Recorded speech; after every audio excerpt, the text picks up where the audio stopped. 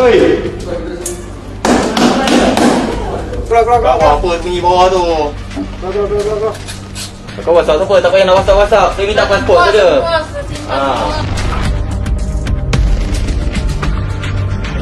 Oi, kau keluar. Keluar. Apa bunyi bawah tu?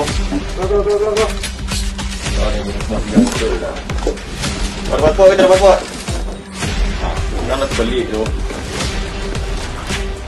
Keluarkan pasport. Malaysia lagi. Oh, ada yang tak buka pintu. Mana ni? Kau punya pasport? Nah, itu. Ini lama kan? Dah, kau ambil barang-barang kau ambil telefon, kau keluar. Cepat. Kau WhatsApp siapa? Tak payah nak WhatsApp. Saya minta pasport saja.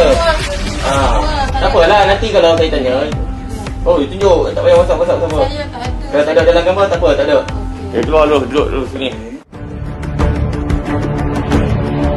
Bos, saya ambil. Dah. Pasport kau di mana? Ada bos ni. Kita bawa. Bos bawa. Sana. I cakap suruh orang kau hantar you punya pasport. Ada rumah dah. Saya pinjam lah. Saya ayam dah saja. Tak payah ambil. Almafi bos. Sit down. Almafi bos. Ya. Sit down properly. Sit down. Nanti kau lari lagi. Saya bukan lagi, bang. Hah? Saya bukan lagi. Habis tu?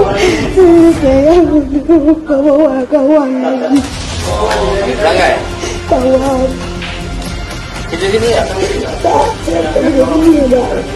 Habis bawa apa sini? Jadi saya nunggu begini. Kata kawan ada ini biasa. Tapi saya nak lari, nak keluar.